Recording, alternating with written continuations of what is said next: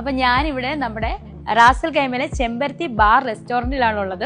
അപ്പം ഇവിടെ ഇനി കുറച്ച് ദിവസം കൂടെ ഉണ്ട്. ഞാൻ ഇവിടെ നമ്മൾ ബാച്ചിലേഴ്സ് മാത്രമല്ല വരുന്നത്, ഫാമിലി ആയിട്ട് നിങ്ങൾക്ക് വരാം, അടിപൊളി ഫുഡ് കഴിക്കാം, അതുപോലെ പാട്ടൊക്കെ പാടി അടിച്ചു പൊളിക്കാം. അപ്പം എന്നെ കാണാൻ നിങ്ങൾ വരില്ലേ?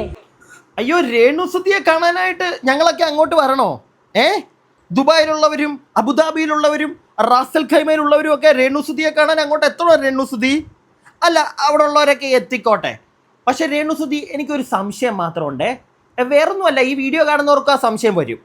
അത് സംഗതി ഈ ഇനാഗുറേഷന് രേണുസുതി മാത്രമൊന്നുമല്ല ദുബായിലേക്ക് പോകാറൊക്കെ ഉള്ളത്. ഒരുപാട് കലാകാരന്മാർ, രേണുസുതി കലാകാരിയാണെന്നൊന്നും ഞാൻ പറയുന്നില്ല, അത് പറയേണ്ടവർക്ക് പറയാം. എന്നിരുന്നാലും ഇൻസ്റ്റഗ്രാം വഴിയും യൂട്യൂബ് വഴിയും ഒക്കെ ഇത്രയും റീച്ച് ഉണ്ടാക്കിയ ഒരാളാണല്ലോ.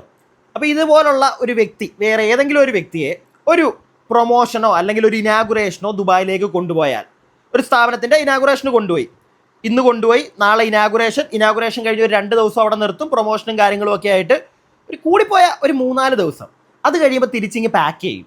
അത് വേറൊന്നും കൊണ്ടല്ല, ഈ കൊണ്ടുപോകുന്ന സ്ഥാപനം എന്തിനാണ് ഈ പ്രൊമോഷനും ഇനാഗുറേഷനും ഒക്കെ കഴിഞ്ഞാൽ, ഇനാഗുറേഷൻ കഴിഞ്ഞ് ഒരു 2 ദിവസം, കൂടിപ്പോയാൽ 1 ദിവസം കൊണ്ട് ഷൂട്ട് ചെയ്ത് തീർക്കാവുന്നതേ ഉള്ളൂ ഈ പ്രൊമോഷൻ വീഡിയോ ഒക്കെ. ഇത് അതിന് പകരം 8, 9, 10 ദിവസമാണ് രേണുസുതി അവിടെ നിൽക്കുന്നത്. അപ്പോൾ ഈ കൊണ്ടുപോകുന്ന സ്ഥാപനം ഇവരുടെ ചിലവൊക്കെ നോക്കണ്ടേ?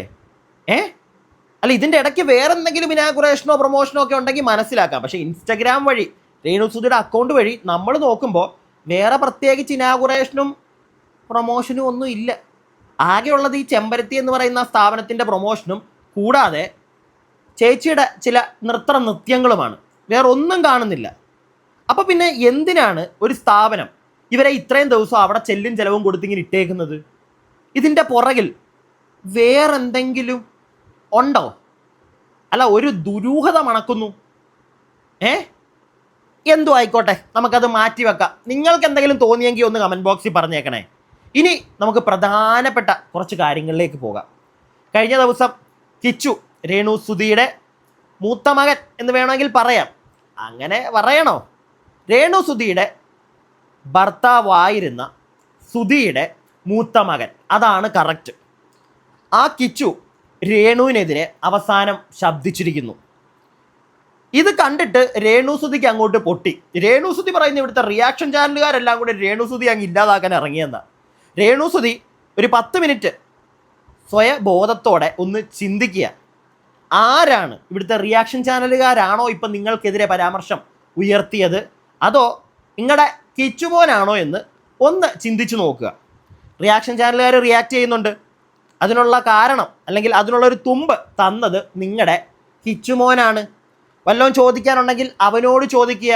എന്തിനാണ് മോനെ നീ പറഞ്ഞത്, സുജിച്ചേട്ടൻ എന്നെയും നിന്നെയും ഋതപ്പനെയും എൻ്റെ ചേട്ടനെയും എൻ്റെ ഭാര്യയെന്ന് എൻ്റെ ചേച്ചിയെയും ചേച്ചിയുടെ ഭർത്താവിനെയും അച്ഛനെയും അമ്മയും എല്ലാവരെയും നോക്കി നടന്നത് ആ പാവം മനുഷ്യനാണെന്ന് നീ എന്തിനാടാ നാട്ടുകാരോട് പറഞ്ഞതെന്ന് രേണുസുതി നീ അവനെ വിളിച്ചു ചോദിക്ക്.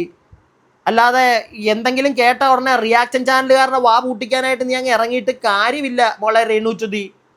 കരഞ്ഞു കൂവി ഒരു വീഡിയോ ഇട്ടിട്ടുണ്ട്, കാണിച്ചു തരാം. അതുകൂടാതെ വേറെയും പ്രധാനപ്പെട്ടൊരു വീഡിയോ എനിക്ക് നിങ്ങളെ കാണിക്കാനുണ്ട്. നാട്ടുകാരെ, നിങ്ങളിൽ കുറച്ച് ആളുകളൊക്കെ രേണുസുതിയെ സപ്പോർട്ട് ചെയ്യുന്നവർ ഉണ്ടായിരുന്നു.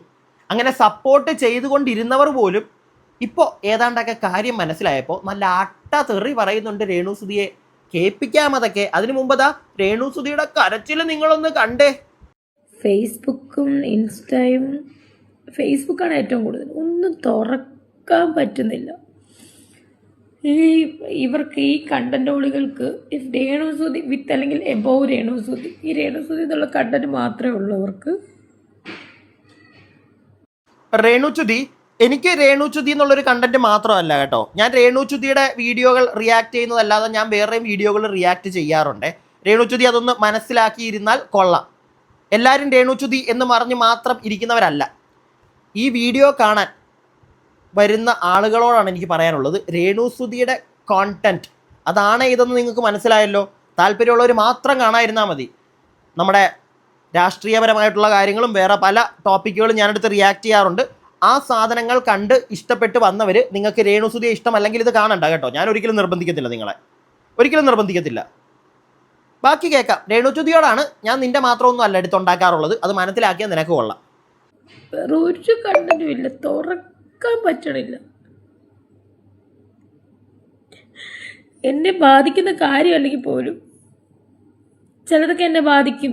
കാരണം ഞാൻ ജസ്റ്റ് എനിക്ക് ഫേസ്ബുക്കിൽ എന്തെങ്കിലുമൊക്കെ വീഡിയോ കാണാൻ ഞാൻ നോക്കുമ്പോഴത്തേന് ഇങ്ങനെ വന്നിട്ട് ഞാൻ എൻ്റെ കമൻറ്റ് ബോക്സ് തുറന്നു കഴിഞ്ഞാൽ ഫുള്ളും ഞാൻ എന്തൊക്കെയോ അപരാധം ചെയ്തെന്നുള്ള മട്ടിലാണ് ഇത് മുഴുവനും. എല്ലാവർക്കും അറിയാവുന്ന കാര്യമാണ്, ഒരു കണ്ടന്റാണ് രേണുസുതി. ഇവരൊക്കെ എന്തിന് കാശ് കിട്ടുന്നുണ്ടായിരിക്കും അവർക്ക് മാസം. പക്ഷെ ഇതിപ്പോൾ ആഘോഷിക്കാൻ ഈ ഒരു വീഡിയോ ഞാൻ ഇട്ട് കഴിഞ്ഞ് ഇത് ആഘോഷിക്കാൻ ആൾക്കാർ കാണും ഇഷ്ടം പോലെ. അവള് കള്ളക്കരച്ചിലുമായിട്ട് ഇറങ്ങി, അവൾ മുതലക്കരച്ചിലുമായിട്ട് ഇറങ്ങി. ഞാനും ഒരു മനുഷ്യനാണ്, മനസ്സിലായോ? എനിക്ക് വേണമെങ്കിൽ ഇപ്പോൾ ചെയ്യാം, കാരണം ഇത് കേൾക്കാതിൻ്റെ അപ്പുറം ഞാൻ കേട്ട്.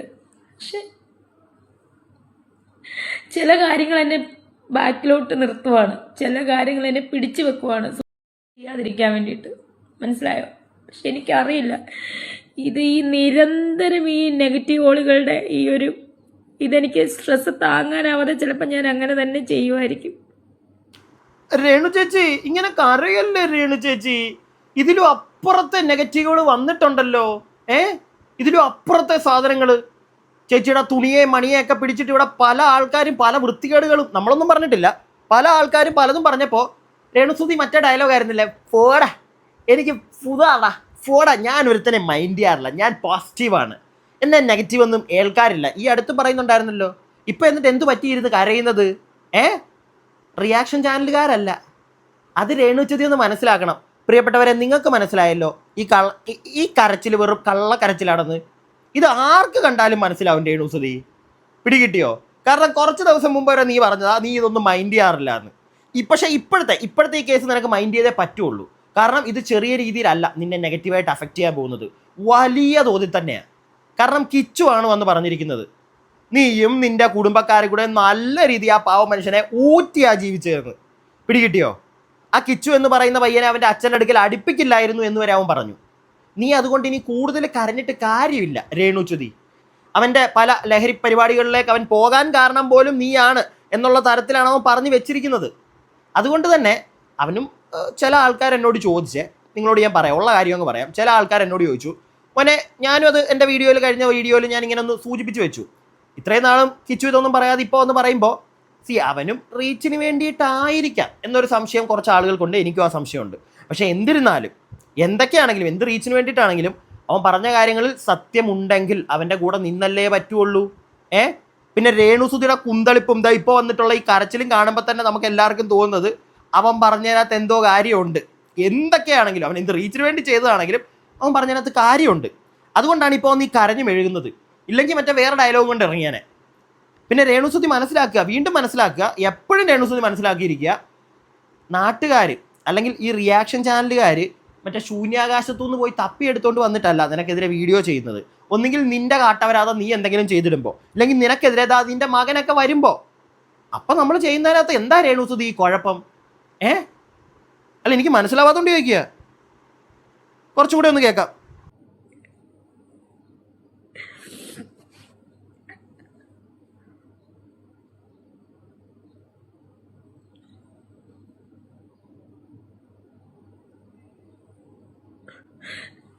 നിങ്ങൾ എന്തറിഞ്ഞിട്ടാണ് ഈ പരത്തെറി വിളിക്കുന്നത് എനിക്കറിയത്തില്ല. ഒന്നുമില്ല, ഇനിയും കൂടുതലൊന്നും കഥയില്ല. പിന്നെ രാത്രി എന്തോ പാട്ടൊക്കെ വന്ന് കയറി എന്തറിഞ്ഞിട്ടാണ് ഞങ്ങൾ തെറി വിളിക്കുന്നതെന്നാണ്. ഞാൻ നിന്നെ തെറിയൊന്നും വിളിക്കുന്നില്ല രേണുസുതി. പക്ഷെ നിന്റെ മോൻ്റെ വർത്താനം കേട്ട് കഴിയുമ്പോൾ ആരാണെങ്കിലും നിന്നെ 2 തെറി വിളിച്ചു പോകും. അത് വേറെ കാര്യം. അത് നീ നിന്റെ മോനോട് പോയി ചോദിക്ക്, കിച്ചുമോനോട് പോയി ചോദിക്ക്, മോനെ നീ എന്തൊക്കെയായിട്ടാ പറഞ്ഞത്, എന്തിനാണ്ടാ നീ അമ്മ ഇട്ട് കൊടുത്തത് നാട്ടുകാരുടെ മുമ്പിലോട്ടെന്ന് നീ അവനോട് പോയി ചോദിക്ക്. പിന്നെ രേണുസുതിക്ക് വരാൻ പോകുന്നൊരു പണി ഇനി അത് ഞാൻ വ്യക്തമാക്കി തരാം. രേണുസുതി, ഞാൻ ഇടയ്ക്ക്, പ്രിയപ്പെട്ടവരെ നിങ്ങൾ ശ്രദ്ധിച്ചോന്ന് അറിയത്തില്ല, ഇടയ്ക്ക് ഞാനൊന്ന് കട്ട് ചെയ്തിട്ടുണ്ടായിരുന്നു 1-2 സ്ഥലത്ത് രേണുവിൻ്റെ ഡയലോഗുകൾ. അത് വേറൊന്നും കൊണ്ടല്ല, സ്വയം അങ്ങ് ഇല്ലാതെയാകും എന്നൊക്കെ രേണു പറയുന്നുണ്ട്. രേണു, പോലീസുകാർ ഇത് കണ്ടു കഴിഞ്ഞാൽ നിന്നെ അങ്ങ് തൂക്കും. കാരണം നീ ഭീഷണിയാണ് മുഴക്കിയിരിക്കുന്നത് സോഷ്യൽ മീഡിയ വഴി, നീ അങ്ങ് ചെയ്യുമെന്നും പറഞ്ഞ്. അത് ചെറിയ ഒരു കാര്യമല്ല രേണുസുതി, മനസ്സിലായോ? അത് വലിയൊരു കാര്യം തന്നെ. ഭീഷണിയാണ് നീ മുഴക്കിയിരിക്കുന്നത്. ഒരാൾ കൊണ്ട് ഇപ്പോൾ കേസ് കൊടുത്താൽ മതി, നിൻ്റെ ആ വീഡിയോയും കാണിച്ചുകൊണ്ട് പെട്ട് നീ അടുത്ത പണിയാണ് നിനക്കുള്ളത്. ഇത് വല്ല അറിഞ്ഞിട്ടും തെനഞ്ഞിട്ടും ഒക്കെ ഇരുന്ന് സംസാരിക്കാൻ നിൽക്ക്. പിടികിട്ടിയോ? ഇല്ലെങ്കിൽ ലാസ്റ്റ് കടന്ന് കരഞ്ഞു കൂവേണ്ട വരും. ഇനി രേണുസുതിയെ സപ്പോർട്ട് ചെയ്ത ഒരാൾ സംസാരിക്കുന്നത് എൻ്റെ ശ്രദ്ധയിൽപ്പെട്ടെ. ഇതും കൂടെ നിങ്ങളൊന്ന് എന്ത് മാങ്ങ അറിഞ്ഞിട്ടാണ് ഇവരൊക്കെ സംസാരിക്കുന്നത് എനിക്ക് അറിയത്തില്ല. സ്വീറ്റിയാ, കേട്ട് നോക്ക് എന്തായാലും ഈ സ്വീറ്റിയുടെ ബ്യൂട്ടിയുടെ ഒക്കെ ഡയലോഗ്. ഏതൊരു സ്ത്രീത്വത്തിന് നമ്മൾ വില കൊടുക്കുക. ബിക്കോസ് രേണുസുതി ആണെങ്കിലും അത് മറ്റുള്ള ഏതൊരു സ്ത്രീ ആണെങ്കിലും അവരിപ്പോൾ ഇത്രത്തോളം വളർന്നു, അല്ലെങ്കിൽ മുന്നോട്ട് വന്നു, അല്ലെങ്കിൽ അവരുടെ കഠിനാധ്വാനം കൊണ്ട് അവർ ഒരുപാട് മേഖലകളിലേക്ക്, വിവിധ മേഖലകളിൽ അഭിനയം ആയിക്കോട്ടെ, റിയാലിറ്റി ഷോ ആയിക്കോട്ടെ, സ്റ്റേജ് പ്രോഗ്രാം ആയിക്കോട്ടെ, അവരുടെ ഓരോരുടെ കഴിവുകൾ കൊണ്ട് അവർ മുന്നോട്ട് വന്നു. എനിക്ക് തോന്നുന്നു എന്നെ പോലെ തന്നെ ഒരു ഫീനിക്സ് ബേർഡ് പോലെയാണ് ആ വ്യക്തി. സത്യം പറഞ്ഞാൽ രേണു വളരെ അടുത്ത സുഹൃത്താണ്. രേണുവിന് എന്താ പറയുക, ഇത്തരത്തിലുള്ള വിഷമഘട്ടങ്ങളെല്ലാം മറികടക്കുവാനുള്ള ഒരു ധൈര്യം ദൈവം കൊടുക്കട്ടെ, അല്ലെങ്കിൽ മെന്റൽ ട്രോമയിലൂടെ കടന്നു പോകുന്ന രേണുവിന് എല്ലാവിധ നന്മ ഉണ്ടാവട്ടെ എന്നാണ് പറയുന്നത്. ബിക്കോസ് ഏതൊരു വ്യക്തിയും ജീവിക്കാൻ വേണ്ടിയിട്ടല്ലേ അവർ നെട്ടോട്ട് ഓടുന്നത്. നമ്മൾ ഒരു രൂപ കൊടുത്ത് ഇവരാരും സഹായിക്കുന്നില്ല. അപ്പോൾ എനിക്കടക്കം ബോഡി ഷെയ്മിങ്ങും ജെൻഡർ അധിക്ഷേപം ഒക്കെ നേരിട്ടിട്ടുണ്ട് ഇത്തരത്തിലുള്ള പ്രശ്നങ്ങളൊക്കെ. അപ്പോൾ ഈ വ്യക്തിക്കടക്കം ഈ സൈബർ ബുള്ളിങ് അറ്റാക്കും ഇങ്ങനെയുള്ള സംഭവങ്ങളൊക്കെ വരുമ്പോൾ അത് എത്രത്തോളം മനുഷ്യരെ വേദനിപ്പിക്കും, എത്രത്തോളം വിഷമപ്പെടുത്തും, അല്ലെങ്കിൽ ഒരു വ്യക്തിയുടെ ജീവിതത്തിന്റെ എല്ലാ ഘടകങ്ങളിലും അതിനെ ബാധിക്കും. ഡേ ടു ഡേ ലൈഫിലാണെങ്കിലും, അതുപോലെ അവരുടെ കുടുംബത്തിലാണെങ്കിലും, അവരുടെ സൊസൈറ്റിയിലാണെങ്കിലും ഒക്കെ. പക്ഷെ ഇത് നിങ്ങളിപ്പോൾ ചോദിക്കുന്നതെല്ലാം സ്വയം വരുത്തി വെച്ചല്ലേന്ന്. പക്ഷെ അവരവരുടെ ജീവിതം കൊണ്ട് പലയിടത്തും ഇൻഫ്ലുവൻസ് ചെയ്യാൻ നോക്കി. അതിന് നമ്മളെല്ലാം കുറ്റം കണ്ടുപിടിച്ച് അവരെ ഇങ്ങനെ വധിക്കാൻ നിന്ന് നമ്മൾ ആർക്കും റൈറ്റ്സ് ഇല്ല. നമ്മൾ ഒരാളെയും ക്രൂശിക്കേണ്ട, നമ്മൾ ഒരാളും അങ്ങനെ ആരെയും ക്രൂശിക്കാനുള്ള റൈറ്റ്സ് നമുക്ക് ഒരു ഭരണാധികാരികളും നമുക്ക് തന്നിട്ടില്ല. അവരവരുടെ ഹാപ്പിനെസ്സിന് പോട്ടെ മുമ്പോട്ട്. മോളെ സ്വീറ്റി, നീ കാര്യങ്ങളൊക്കെ നല്ല വൃത്തിക്കൊന്ന് മനസ്സിലാക്കിയിട്ട് രേണുവിനെ സപ്പോർട്ട് ചെയ്യാൻ ഇറങ്ങും. രേണുവിനെ നാണും ഒരുപാട് അങ്ങോട്ട് വലിച്ചു കീറുന്നൊന്നുമില്ല. അവരുടെ ഇഷ്ടത്തിന് അവരെന്താന്ന് വെച്ചാൽ കാണിച്ച് ജീവിച്ചോട്ടെ, കാണിച്ച് തന്നെ ജീവിച്ചോട്ടെ, ഞാൻ ഒന്നും പറയുന്നില്ല.